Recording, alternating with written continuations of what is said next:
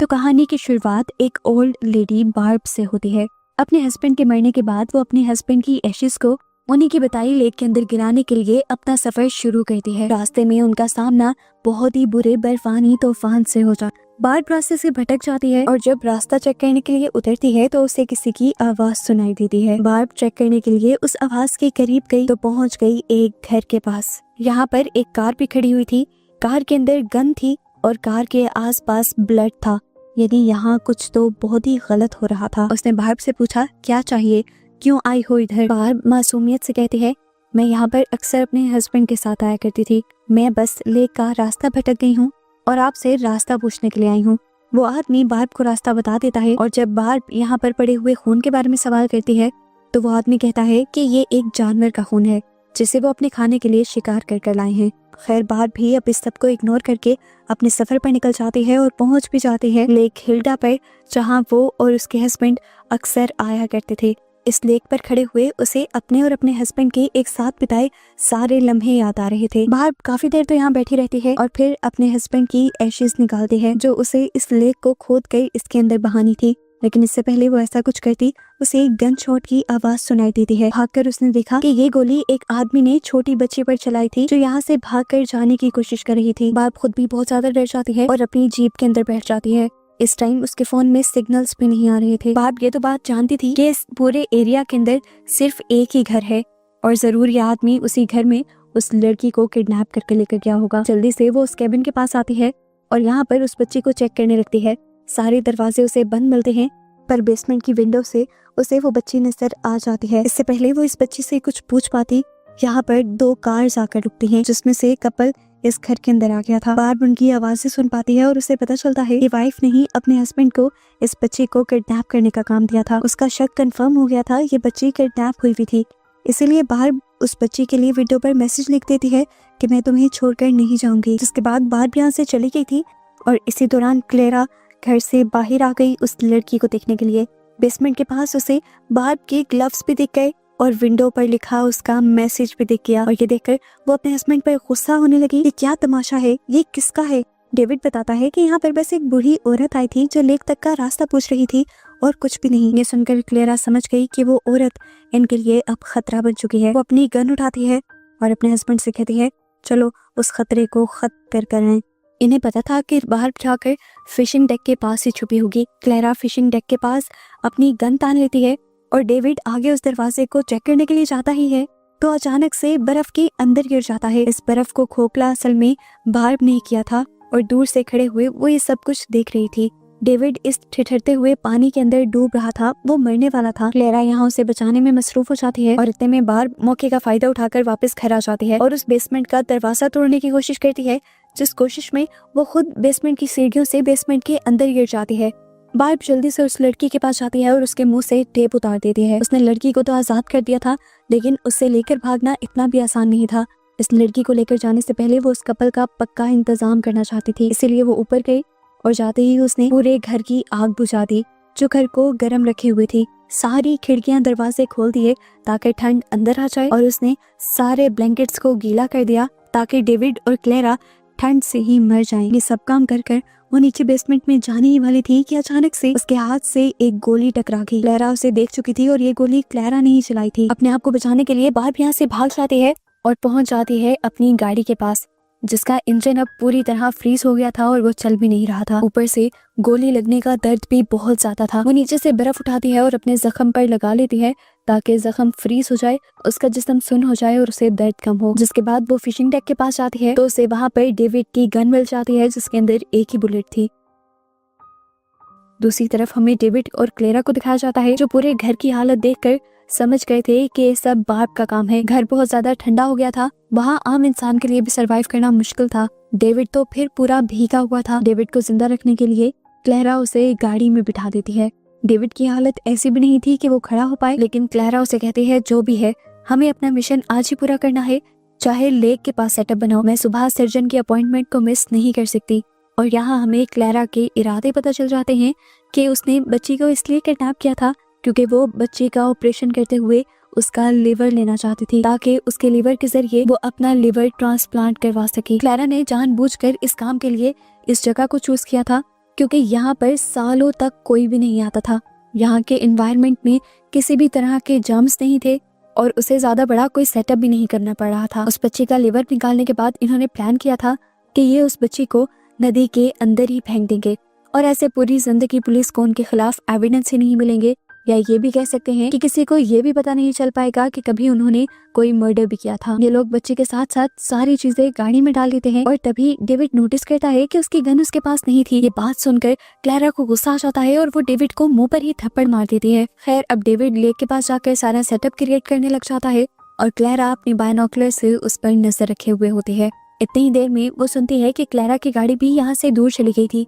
घर खाली होते ही वो बेसमेंट के अंदर आई तो उसने देखा कि उस बेचारी मासूम बच्ची को वो दोनों ले जा चुके थे। बेसमेंट के अंदर बहुत सारी ऐसी चीजें थी जिसका इस्तेमाल करते हुए सबसे पहले बार्ब अपना ही जख्म सीती है और उसके बाद बच्ची को बचाने का प्लान करते हुए बाहर आ जाते हैं। बाहर डेविड की कार खड़ी थी पर ये कार लॉक थी। बार्ब एक हथौड़ी उठाते हुए इस कार के शीशे तोड़ देती है और कार के अंदर आ जाती है। कार के रेडियो का इस्तेमाल करते हुए वो पुलिस को यहाँ की सारी सिचुएशन के बारे में इन्फॉर्म करने की कोशिश कर रही थी। इससे पहले कि वो अपनी पूरी इन्फॉर्मेशन दे पाती, पीछे से बार्ब आ जाता है, उसे गाड़ी से पकड़कर खींच लेता है और जोर से हैमर को उसकी टांग पर मारता है। बार्ब हिम्मत करते हुए उठ जाती है और अपनी पॉकेट से डेविड की गन निकालकर डेविड के ऊपर तान देती है।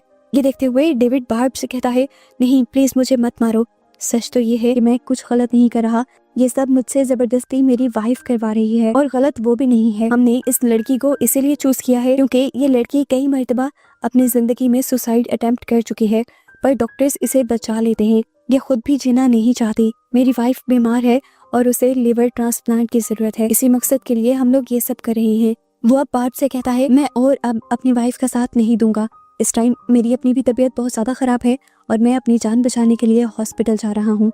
बार्ब उसे देखते हुए कहती है, अगर तुम सच में एक अच्छे इंसान हो तो हॉस्पिटल जाने से पहले तुम पुलिस के पास जाओगे और अपनी वाइफ की कंप्लेन करोगे। डेविड मान जाता है और बार्ब को बार्ब की रिंग देता है जो वो लेक हिल्डा के पास गिरा आई थी। उसके बाद अपनी कार में बैठकर यहाँ से चला जाता है। जाने से पहले उसने बार्ब को उस गन की कुछ एक्स्ट्रा बुलेट्स भी दे दी थी ताकि बार्ब उसकी वाइफ से लड़ पाए। इससे पहले कि डेविड हॉस्पिटल पहुंचा था, सामने से उसकी वाइफ क्लैरा की कार आ जाती है जो उसकी कार को रोक देती है। कार से बाहर निकलते हुए अपने हाथ में बंदूक लिए वो डेविड से पूछती है, कहाँ जा रहे थे तुम मुझे छोड़कर? डेविड रोने लग जाता है और कहता है, मैं बीमार हूँ, मेरी तबीयत बहुत ज्यादा खराब है, मुझे मदद की जरूरत थी। क्लैरा कहते हैं, मदद की जरूरत थी तो मेरे पास आते, मेरे से दूर कहाँ जा रहे थे? डेविड उसे सच कह देता है कि क्लैरा, मैं और तुम्हारा साथ इस जुर्म में नहीं दे सकता, ये सब एक जुर्म है। और तुम्हें क्या लगता है वो सर्जन तुम्हारे इस जुर्म को छुपा लेगा? क्या वो तुमसे सवाल नहीं करेगा कि तुम ये किसका लिवर लेकर आई हो? ये दोनों बातें ही कर रहे थे कि अब क्लेयर भी रोने लगी। उसके नाक से टप टप खून बहने लगा था, जबकि दूसरी तरफ हमें बार्ब को दिखाया गया जो अब अपनी गन में एक्स्ट्रा बुलेट्स भर रही थी। अपनी गन को तैयार करने के बाद बार्ब अपने पिकअप ट्रक के अंदर से अपने और अपने हस्बैंड की पिक्चर निकाल लेती है।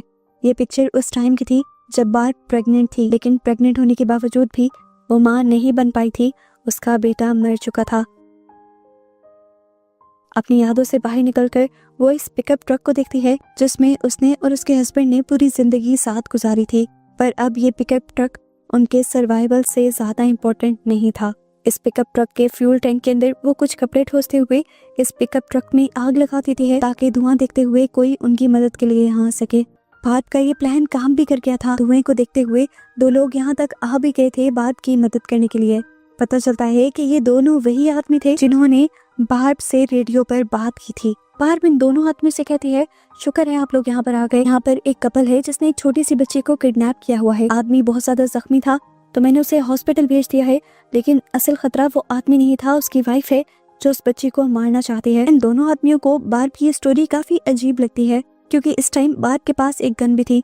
वो कहते हैं कि तुम अपनी ये गन हमें दे दो। बार्ब बात मान लेती है और अपनी गन उन लोगों को दे देती है। कि लोग अब कैबिन के पास आ जाते हैं जहाँ ये देखते हैं कि क्लैरा अपनी गाड़ी में बैठी हुई थी। दोनों आदमी अपने वेपन्स निकालते हुए आहिस्ता आहिस्ता क्लैरा की कार की तरफ बढ़ रहे थे और उसे कार से निकलने को कह रहे थे। जैसे ही ये लोग क्लैरा के कार के दरवाजे की तरफ बढ़ते हैं, दोनों को पीछे से ही कोई शूट कर देता है। वहाँ पर अपनी जगह सिर्फ अपनी कैप रखी हुई थी, बस एक तरह का ट्रैप बनाया हुआ था जिस ट्रैप के अंदर ये दोनों फंस गए थे और दूसरी तरफ से आकर उसने इन दोनों को शूट कर दिया था। क्लैरा इसके बाद बार्ब के ऊपर भी शूट करने की कोशिश करती है। बार्ब अपने आप को बचाने के लिए डैशबोर्ड के आगे छुप जाती है और फिर ग्लव बॉक्स खोलकर अपनी गन उसमें से निकाल लेती है। फिर वो आहिस्ता से नीचे होकर गाड़ी से बाहर निकलती है और क्लैरा के पाँव पर शूट कर देती है, जिसकी वजह से क्लैरा भाग नहीं पा रही थी। जिसके बाद बाहर फौरन से कैबिन की तरफ भागती है और रास्ते में ही उसे डेविड की गाड़ी भी दिखती है, जिसके अंदर डेविड इस टाइम मरा हुआ था। उसे देखकर वो एक मर्तबा टूट गई थी। इतने में वो देखती है कि क्लैरा ने दोबारा अपने आप को संभाला था और दोबारा बार्ब की तरफ गन तान ली थी। इतनी देर में बार्ब भागते हुए शेड के पास पहुंच गई थी, तो क्लैरा अब शेड के ऊपर ही गोलियां चलाते हुए शेड को तोड़ देती है और पूरा शेड बार्ब के ऊपर गिर जाता है। बार्ब बेहोश हो जाती है। घंटों बाद जब बार्ब को होश आया तो उसने अपने आप को उसी बेसमेंट में पाया जहाँ पर उस बच्ची को किडनैप करके रखा गया था। होश में आते ही बार्ब ने सबसे पहले उस बच्ची को देखा जो बहुत ही ज्यादा डरी हुई थी। वो बार्ब से कहती है, मैं मरना नहीं चाहती। बार्ब अब उस बच्ची से उसका नाम पूछती है। वो बच्ची अपना नाम लिया बताती है और बार्ब कहती है, कितना प्यारा नाम है, अगर हमारी कोई बेटी होती तो मैं भी उसका नाम यही रखती। अब बार्ब इस बच्ची को अपने ग्रेट ग्रैंडफादर की कहानी सुनाना शुरू करती है, जो एक बर्फानी तूफान के अंदर बहुत सारे सोल्जर्स के साथ फंस गए थे। वो बताती है कि वो तूफान ऐसा नहीं था जहाँ से कोई बचकर चला जाता। बहुत सारे फौजी उस तूफान में मारे गए, लेकिन मेरे ग्रैंडफादर ने हार नहीं मानी। वो जानते थे कि अगर वो एक भी सेकंड रुक गए या बैठ गए तो उनकी बॉडी की गर्मी भी खत्म होती रहेगी और इस तरह वो तूफान में जल्दी मारे जाएंगे। हिम्मत ना हारते हुए वो चलते रहे और आखिर वो उस तूफान से निकल गए।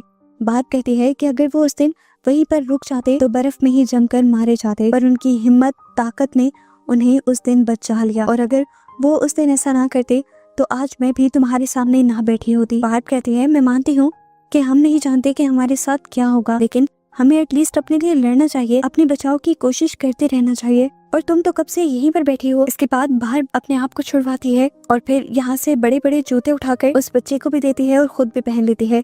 जिसके बाद वो इस बेसमेंट से भागने के लिए इस बेसमेंट के दरवाजे को खोलने की कोशिश करती है, पर बेसमेंट का दरवाजा बाहर की तरफ से लॉक था। घंटों की मेहनत के बाद बार्ब ने मुश्किल से ही सही लेकिन वो दरवाजा खोल लिया था और जैसे ही वो बाहर निकली ही थी तभी क्लैरा उसके सामने आ गई और उसने उन्हें दोबारा ही बेसमेंट के अंदर बंद कर दिया। कुछ देर बाद क्लैरा खुद आती है और इन दोनों को बेसमेंट से निकालकर अपने साथ बांधते हुए लेक की तरफ ले जाने लगती है। बार्ब को बहुत सारा सामान भी घसीटने के लिए दिया था।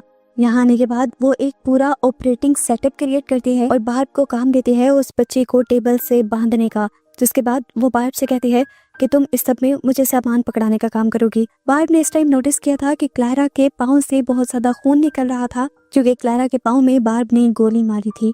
वो उसे कहती है कि तुम पहले अपनी टांग को ड्रेसअप करो, नहीं तो बहुत खून बह जाएगा। क्लैरा कहती है, मुझे इसकी फिक्र नहीं, मैं तुम्हें जितना कह रही हूँ तुम उतना करो, मुझे उस बॉक्स में से एक किट पकड़ाओ। वो जब बॉक्स खोलकर किट निकालने लगती है तो उसे पता चलता है कि ये लिवर ट्रांसप्लांट किट थी। क्लैरा इस मासूम बच्चे का लिवर निकालने वाली थी। वो क्लैरा से ये जुल्म करने को मना भी करती है, पर क्लैरा उसकी एक नहीं सुनती। वो बार्ब को इस बच्ची का मुंह, टांगे, हाथ सब बांधने को कहती है एक टेप के जरिए और बार्ब ये कर भी देती है। और ऐसा करने के बाद क्लैरा बार्ब को शूट कर देती है और लिया की बॉडी पर निशान लगाने लगती है, ये जानने के लिए कि उसका लिवर कहाँ पर होगा। इससे पहले कि वो कोई भी कट लगा देती, हम पीछे से देखते हैं कि बार्ब दोबारा उठ गई थी। उसने उठकर पीछे से ही क्लैरा के ऊपर हमला किया और उसे लिया से दूर कर दिया। यहाँ लड़ते लड़ते क्लैरा ने ही बार्ब को ओवरपावर कर दिया था, क्योंकि वो जवान थी। इस सारी लड़ाई के चक्कर में क्लैरा की गन लैंप पे पड़ जाती है, जिसकी वजह से पूरे टेंट में आग लग जाती है और ये दोनों लड़ते लड़ते टेंट से बाहर भी निकल आते हैं। क्लैरा के हाथ से गन छूटकर दूर गिर जाती है, जिसे लेने के लिए क्लैरा और बार्ब दोनों ही भागने की कोशिश करते हैं, पर गन क्लैरा के हाथ लग जाती है। बार्ब उसे रोकने की कोशिश कर रही थी तो इस टाइम क्लैरा के हाथ से एक बुलेट वैसे ही लेक के अंदर चल गई। उसके बाद क्लैरा ने अपने आप को ताकत लगाते हुए फ्री करवा लिया और जब वो आखिरी मर्तबा बार्ब को गोली मारने लगी तो तब उसे पता चला कि उसकी गन में सारी गोलियां खत्म हो चुकी थी। यहाँ क्लैरा गुस्से में अपनी गन का पिछला हिस्सा ही बार्ब के सर में मार देती है और ऐसे बार्ब का बहुत ज्यादा खून बहने लग जाता है। दूसरी तरफ वो टेंट जहाँ पर उस बच्ची लिया का ऑपरेशन होने वाला था वो पूरी तरह जल गया था। लिया भी उसमें जल ही जाती, पर उसने अपने आप को बचा लिया। वो टेंट से बाहर आई और उसने बर्फ पर गिरते हुए अपनी आंख भी बुझा ली। जिसके बाद अब वो क्लैरा के पास आई। क्लैरा की गन उठाकर वो क्लैरा को मारती है और क्लैरा दर्द से तड़पने लग जाती है। उसके बाद वो क्लैरा के पाँव के साथ बार्ब की बॉडी को बांध देती है और दोनों को ही लेक के अंदर फेंक देती है, क्योंकि उसे लग रहा था कि बार्ब मर गई, पर असल में बार्ब मरी नहीं थी। मरती हुई बार्ब लेक के अंदर जाकर अपने हस्बैंड की एशेस का बॉक्स खोल देती है जो उसने आखिरी टाइम भी अपने हाथ में पकड़ा हुआ था। ऐसे उसके हस्बैंड की आखिरी ख्वाहिश पूरी होने के साथ साथ वो खुद भी पूरी हो जाती है, यानी मारे जाते हैं। और उसके साथ साथ यहाँ पर वो बुरी क्लैरा भी मारी जाती है। बची थी तो यहाँ पर बस लिया, जिसकी जिंदगी बच गई थी, तो अब वो इस खतरनाक इलाके से भी बचकर निकल ही जाती। और बस उसी को दिखाते हुए ये मूवी यहाँ खत्म हो जाती है।